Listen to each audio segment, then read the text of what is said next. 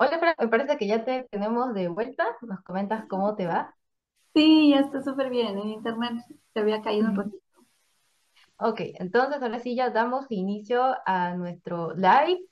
Entonces, déjame presentarte, Fran. Aquí tenemos una pequeña reseña. Entonces, le presentamos a Francesca Ramírez. Ella es licenciada en psicología por la Universidad Nacional Mayor de San Marcos. Ella también tiene especializaciones y cursos relacionados a modificación de conducta, como también en TEA, en TDA, en TDAH. Y también tiene certificación internacional como Behavior Therapist por la International Behavior Analysis Organization, o IBAO.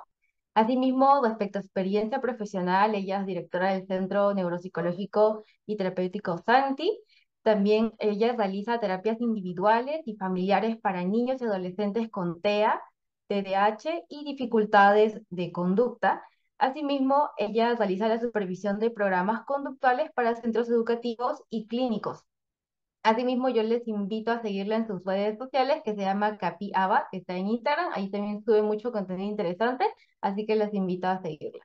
Ahora sí doy paso a Fran para que nos muestres el tema de hoy. Listo, Jackie. Muchísimas gracias por la presentación. Muchísimas gracias a Digital Health por el espacio también. Muy pertinente. ¿Me confirmas que se me escucha, se me ve bien? ¿Sí, todo ok? Sí, se te escucha bien, y se te ve bien.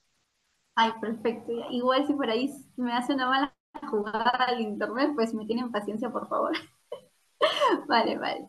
Entonces, bueno, voy a compartir mi pantallita para explicar rápidamente sobre lo que quiero que veamos en el webinar. Me confirma si se está viendo, por favor, Sote. Sí, sí se ve. Ya, perfecto. Ya, perfecto. Entonces lo voy a compartir como pantalla completa. ¿Cargo? ¿Sí? Aún no, pero igual puedes, no sé si a ti se te ve la pantalla completa, a otros todavía no. O puedes intentar No se nuevamente. les ve como pantalla completa. Aún Ya, no. no te preocupes. Voy a exportarlo como PDF. A veces estas cosas pasan. Pero bueno, en fin de cuentas vamos a hacer un pequeño webinar súper rápido porque la verdad vamos a hablar de muchos contenidos en muy poco tiempo. Y lo que me gustaría explicar desde entrada es que ABA siempre y siempre será aquí una ciencia o una aplicación, digamos, de los principios conductuales del análisis conductual. Existen de por sí muchos, también muchos hitos del conductismo, es cierto, pero lo principal es que ABA es como la vertiente que se desglosa el, digamos, conductismo radical y seguidores. Y bueno, acá están más centrada en los principios aplicados. Entonces, ya, ahora sí vamos a empezar. Bueno, les voy a explicar rápidamente sobre los fundamentos del análisis conductual aplicado, así súper rápido. Qué cosas también van a aprender en el curso de ABA que vamos a estar dictando junto a Digital Health y cómo ABA también puede cambiar de vidas, puede cambiar vidas en cualquier edad porque la modificación del comportamiento es en cualquier edad, no es solamente en chiquitines. Bueno, lo primero es que es ABA. Como les menciono, el ABA es una ciencia basada en evidencia que busca encontrar la relación entre el comportamiento y el ambiente. Dicho de otro modo, buscamos la relación funcional que existe entre el comportamiento con variables ambientales. ¿Vale? Entonces, basamos desde, digamos, una hipótesis que para cambiar conducta no tenemos que cambiar la conducta en sí, sino que tenemos que cambiar las conductas, perdón, las variables ambientales que mantienen o que faltan y que están ausentes para crear, adquirir y mantener esta conducta. Y como menciona aquí, es aplicable desde niñitos, bebitos, adolescentes, niños y luego adultos, jóvenes o incluso un poquito más. Lo que veremos en el curso son los módulos que vamos a realizar dentro del curso que vamos a llevar con Digital Health. Entonces tenemos todo lo que es principios del comportamiento, que se desglosa en refuerzo y qué es el refuerzo, luego ver los procesamientos de reforzamiento positivo, de reforzamiento negativo, los procesos de castigo y los procesos de castigo positivo y negativo, etcétera, que son los principios básicos del comportamiento. Después de ello hay técnicas para enseñar nuevas conductas, Vamos a ver las técnicas principalmente centradas en reforzamiento positivo, ya que hay algunas técnicas centradas en condicionamiento aversivo, pero esas no las vamos a ver en el curso, ya que no son muy utilizadas dentro de todo trabajo terapéutico. Luego sí vamos a ver algunas estrategias de cómo reducir conductas disruptivas, y acá un poquito más dirigido al manejo emocional de los clientes o clientitos. Y por último, el módulo 4, que es la generalización y mantenimiento, que justamente es una de las áreas que en realidad uno siempre tiene que planificar. O sea, siempre tenemos que planificar todo lo que es la generalización y mantenimiento dentro de nuestros programas o dentro de nuestro plan de trabajo, pues a veces lo dejamos mucho de lado, ¿no? Que, por decir un pequeñín, aprenda a denominar un estímulo como manzana, y ya digamos que una manzana, un dibujo de manzana le llevamos, pero nunca le hemos llevado otros ejemplares de manzana. Entonces ahí estamos perdiendo en generalización. Y alguna estrategia de mantenimiento es, por ejemplo, siempre asegurarnos que la familia entiende qué es lo que estamos trabajando y cómo ellos pueden asegurarse de que ese comportamiento, pese a que el niño no continúe en las sesiones, en la intervención, o ese adulto, sujeto, etcétera, pueda mantenerse pese a que ya no continúa con el terapeuta o el intervencionista. Si tienen alguna duda, lo van dejando en los comentarios, lo escriben. Yo encantada de responder aquí las dudas. Entonces, continuemos en la siguiente diapositiva 4. También en el curso vamos a ver bastantes casos prácticos sobre, por ejemplo, distintos grupos etarios, como para demostrar que ABA se puede aplicar tanto en niños, adolescentes y adultos. Por ejemplo, en este caso tenemos un ejemplo de un niño con TEA que aprende a vestirse solo. Y pues en el curso lo que vamos a ver es cómo podemos aplicar ciertas técnicas y estrategias. En este caso sería la estrategia de encadenamiento para que el niño pueda aprender a vestirse solo. No se preocupen, ahorita vamos a hablar del encadenamiento. No corran con eso. Pero primero es entender de que hay digamos, ciertas técnicas para cada caso. Y a veces es no solamente entrenarte en la ejecución de la técnica, o sea, de hacerla muy bien, sino también de entrenarte en qué cosa tienes que hacer para cada caso. Por ejemplo, acá un adolescente mejora en habilidades sociales. Lo más probable es que acá usemos un gran conglomerado también, porque ya es un adolescente, entonces puedes usar también cierta bibliografía para darle ayudas, pero lo principal posiblemente es usar moldeamiento.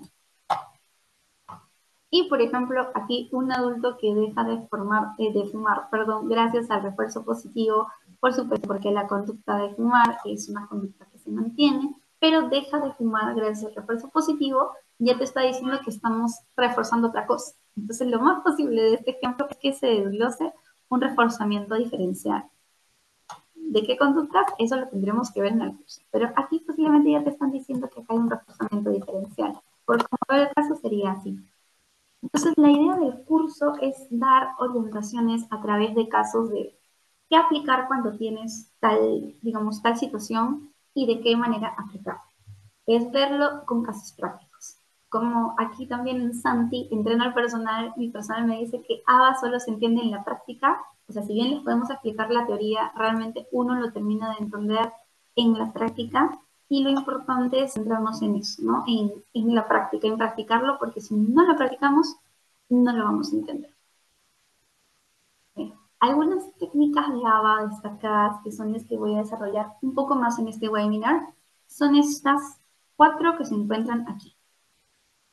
La economía de fichas, el moldeamiento y encadenamiento, el reforzamiento diferencial, DRA, cuando es en inglés, DRI y DRO, y las técnicas de extinción y autocontrol. Estas son 4 técnicas que también, y vamos a ver algunas más en el curso que vamos a ir dictando. En líneas generales, la economía de fichas posiblemente las han visto antes o se las han aplicado a ustedes. Y quizás cuando eran chiquitos en el colegio veían que su Miss les ponía estas caritas felices o caritas tristes cuando llegaban a hacer algunas conductas de manera determinada. Pero ojo, aquí no termina. Lo curioso de la economía de fichas es que todos suelen aplicarlo hasta la mitad porque no llegan a completar el intercambio de fichas. Realmente la economía de fichas es mucho más compleja de lo que parece. Porque si ustedes revisan la literatura, primero tienes que hacer una jerarquía de reforzadores. Segundo, tienes que situar las reglas de tu economía. Tercero, tienes que conseguir las fichas. Cuarto, tienes que diseñar este sistema de autogestión o de supervisión, como están viendo aquí. Y cinco, seis, etcétera. Hay unos pasitos más que tenemos que tener claro. ¿Por qué digo que la economía de fichas la aplican hasta la mitad? Porque la mayoría lo deja hasta este punto, donde, ay, perfecto, tienes dos caritas felices, tienes dos caritas felices, tienes una carita feliz, triste aquí, tienes otra carita feliz acá, y se quedan en que el niño se llena de caritas felices o caritas tristes y que eso mágicamente va a cambiar el comportamiento. Pues no, no es así. Como dice el nombre, es economía de fichas. Entonces, realmente la economía de fichas exige que estas fichas se intercambien por un reforzador. Y es ahí la jerarquía de reforzadores. Es por eso que tú al jugar con la PlayStation, por ejemplo, le puedes poner cuatro caritas felices, comer un helado pueden ser tres caritas felices, y también las caritas tristes no necesariamente se usan. Cuando ya vemos que están usando como un estímulo, por así decirlo, aversivo, ya podemos suponer, ¿no? Por ejemplo, en este ejemplo, que están combinando con otra técnica, que se llama coste de respuesta. Entonces, justamente en el curso voy a aclarar muchísimo, muchas técnicas que a veces en ABA o no se terminan de entender o las usan parcialmente o a veces las combinan con otras técnicas, pero no se percatan. Entonces hay que ver también la evidencia que está detrás o la efectividad, porque realmente lo que he revisado en los papers es que más efectividad tiene la economía de fichas en algunos casos, en algún tipo de niños, y en otros tipos de chiquis es más efectivo la economía de fichas con coste de respuesta. Entonces va a depender muchísimo de qué estás buscando concretar. Si estás buscando aumentar conductas, si estás buscando aumentar conductas, disminuir conductas, o si solo estás buscando disminuir conductas. ¿Vale? Entonces todas estas circunstancias, condiciones, dependen mucho de la técnica que vayas a utilizar. Vamos a la segunda, moldeamiento y encadenamiento. En moldeamiento y encadenamiento he colocado aquí a una, digamos, instructora que le está dando ahí como unas ayudas visuales, no sé si se ve acá, que lo estoy señalando, y le está dando una ayuda física para saber cuáles son los pasos de lavarse las manos de este chiquitín bello que está aquí. Entonces, este chiquitín se está aprendiendo a lavar las manos, le estamos dando ayuda visual y posiblemente la señorita le va a dar un encadenamiento hacia atrás en la imagen, eso es lo que yo estoy suponiendo, un encadenamiento hacia atrás. Hay otro encadenamiento que significa encadenamiento hacia adelante, pero en resumen lo que busca el encadenamiento es, como menciona, es una cadena de pasitos que vamos a ir consiguiendo para producir todo el patrón conductual que queremos obtener. Esa es la forma más sencilla que veo de explicar encadenamiento. Entonces, por ejemplo, para aplicar encadenamiento, lo que a mí me interesa es esto. Es todo el patrón conductual. ¿De acuerdo? Es todo. Entonces, yo divido el patrón conductual en paso 1, paso 2, paso 3, y así. O en este caso, de este niño que se lava las manos. El primero tiene que acercarse al lavabo, luego tiene que poner sus manos, mojarlas, luego echarse el jabón, luego frotarse las manos de una manera, volver a mojarse, cerrar el grifo, así constantemente. Eso es encadenamiento, y en el encadenamiento, vuelvo a repetir, me interesa todo el bloque, lo cual es distinto al moldeamiento. Muchas veces muchos colegas confunden moldeamiento con encadenamiento y al final cuando ellos no saben qué están aplicando, esto a veces terminan confundidos, la familia termina confundida, el niño también termina confundido o el usuario, el cliente termina confundido. Entonces hay que tener muy claro qué es qué y la diferencia entre cada intervención. Moldeamiento es distinto. El moldeamiento es que tú agregas un criterio, uno, y tu criterio final es en realidad en 5. Ya. Entonces, la persona consigue criterio 1, eliminas criterio 1, sigues a criterio 2. Luego sigues, eliminas a criterio 2 y sigues a criterio 3. Vuelves a eliminar hasta que llegas al criterio final. Acá no hay un patrón conductual extenso. Acá lo que vemos es una respuesta que quiero llegar y que estoy como que creando pasitos artificiales para poder llegar a esa conducta final. Entonces, si es que se me entendía bueno ahora, moldeamiento y encadenamiento son súper interesantes, pero hay que saber usarlos porque los dos son distintos y en distintas situaciones y condiciones. Ahora vamos a ver el famoso reforzamiento diferencial y también extinción. Y la verdad que con extinción he visto muchísimos errores en la vida diaria, en la vida práctica, con los colegas, con algunas personas con las que he conversado, o incluso en páginas, digamos, reconocidas de ABA, que me ha sorprendido, bueno, a nivel de nuestro país, o personas que están supuestamente bien involucradas en lo que es ABA.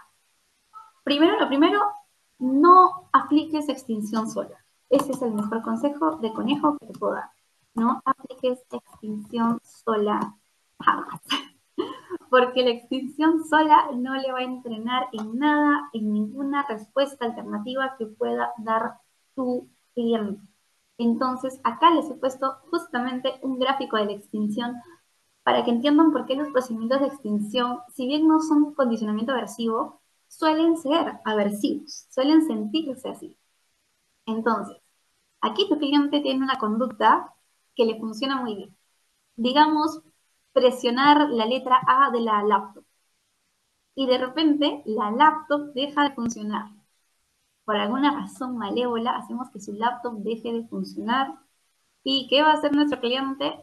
Va a aumentar la frecuencia de su conducta de presionar la A, porque le ha funcionado varias veces y pues qué raro, ¿no? No le está funcionando, vamos a presionar la A así muchísimas veces hasta explotar el pobre teclado.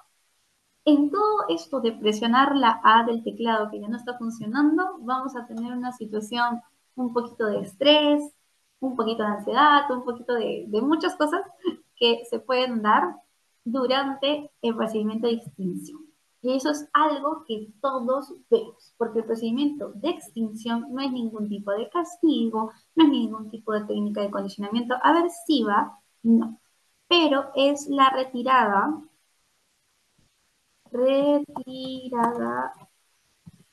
de la contingencia de reforzamiento que estaba manteniendo a la conducta. ¿Ok? Entonces tú al retirar la contingencia de reforzamiento que mantenía la conducta, como que te está diciendo, va a haber un pico, que este es el extinction burst que le llaman, va a haber este pico luego de bajada, si lo lograste y todo te fue bien, y usualmente no te va bien porque a veces las familias se complican un poquito en ignorar la conducta o en no hacerla escapar de la demanda, qué sé yo. Pero digamos que todo sale fabuloso, maravilloso y logras la extinción que va bajando, vas a tener picos de recuperación. Eso también sucede en el campo de las adicciones, ¿no? En adicciones en adultos les llaman recaídas, pero realmente es recuperación espontánea. El término conductual es recuperación espontánea porque usualmente es propio de la extinción, pero puede parecer cuando no se le enseñó una conducta alternativa. Entonces, si tu sujeto aprende una conducta alternativa, hay menos probabilidades de que experimente tanto el extinction burst, que no sea tan potente, y la recuperación espontánea. Y esto del entrenamiento de la conducta alternativa es maravilloso, porque estás pensando, quiero aplicar extinción porque esta conducta quiero que deje de mantenerse, pero al mismo tiempo quiero entrenarla en una conducta alternativa, en una nueva conducta que lo ayude a esta persona, ya sea una nueva habilidad, una nueva petición, una nueva frase, algo que lo ayude a esta personita a que podamos, digamos, comunicarnos o de manera correcta o pedir lo que deseamos. Entonces, ¿qué haríamos aquí? Así, se llama reforzamiento diferencial. Este conjunto de variaciones del reforzamiento diferencial, porque el reforzamiento diferencial es una de las técnicas de ABA que creo que tiene más variaciones, de verdad, y tienes que aprendértelas todas. Es como diseños de caso único, es algo así, como que hay como 7, y te las tienes que aprender. Entonces, el reforzamiento diferencial combina la extinción de la conducta indeseada y el reforzamiento de otra conducta.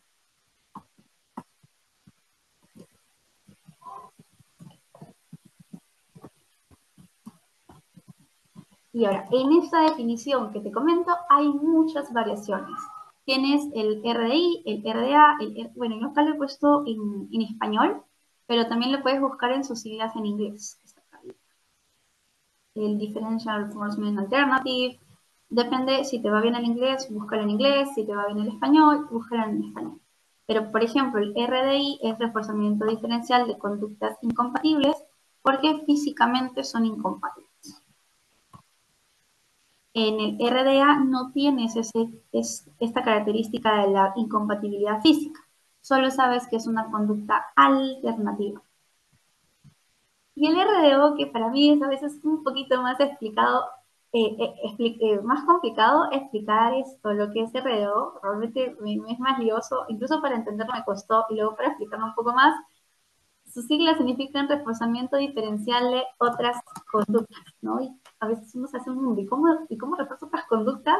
¿Y cómo hago esto? Y la verdad que con imágenes se hace súper bien y los chiques la captan, pero el RDO es así, es reforzamiento diferencial de otras conductas. Para esto, que no lo estoy colocando aquí porque para un webinar iba a ser algo demasiado apresurado, tú tienes que identificar primero la función de la conducta. Porque si tú vas a aplicar extinción, es porque conoces la función de la conducta. No aplicas extinción porque, bueno, no, porque extinción no es, como te digo, ignorar al niño, extinción tampoco es gritarle al niño, extinción tampoco es ponerle un sistema de puntos al niño, no. Extinción es extinción.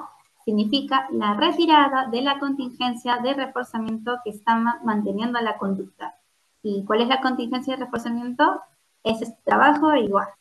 Funciones de la conducta. Y eso es otro apartado, otro tema que vamos a ver en el curso. Hay muchas formas de averiguar la función de la conducta, ya sea a través, lo realmente correcto sería un análisis funcional de la conducta, que es una serie de experimentos de usualmente 4 condiciones en donde probamos situaciones y ver la función del comportamiento, o otras formas un poco más indirectas y descriptivas de obtener la función cuando estamos muy cortos de tiempo y es difícil que la conducta se pueda someter a una experimentación. Porque, ojo, aquí siempre pesa la ética en todo. Entonces, eso tenemos que tener siempre en cuenta, la ética. Y bueno, ya para ir por este apartado de técnicas, en el libro de ABA, hay un libro de ABA súper conocido que es de Jerome Cooper Timothy, está el libro de Applied Behavior Analysis que tiene como 8 o 9 ediciones. También van a encontrar un apartado de autocontrol. Y ese apartado de control es buenísimo porque si te gusta mucho lo que es ABA, también puedes descubrir que te lo puedes autoaplicar. Y también para tus sujetos que son un poquito más grandes, digámosle adolescentes, adultos, puedes entrenarlos en técnicas de autocontrol o de automonitoreo.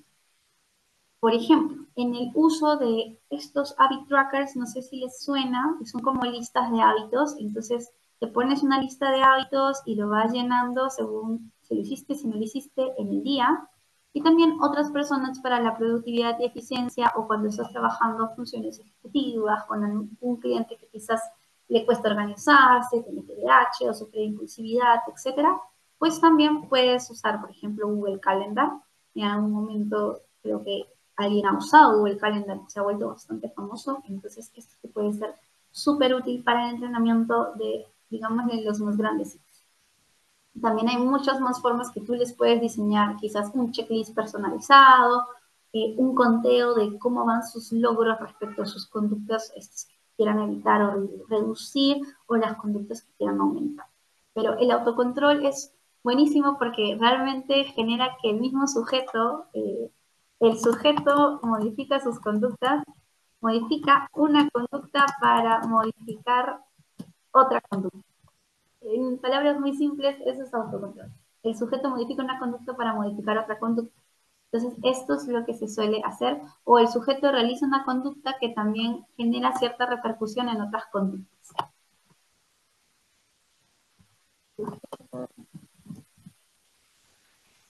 Conducta para influencia en otras conductas.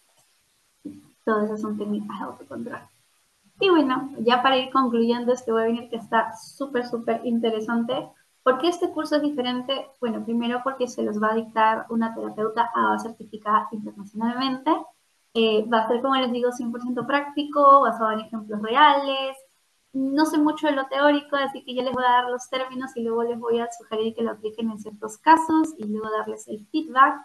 Y por supuesto que incluye material descargable y actividades interactivas.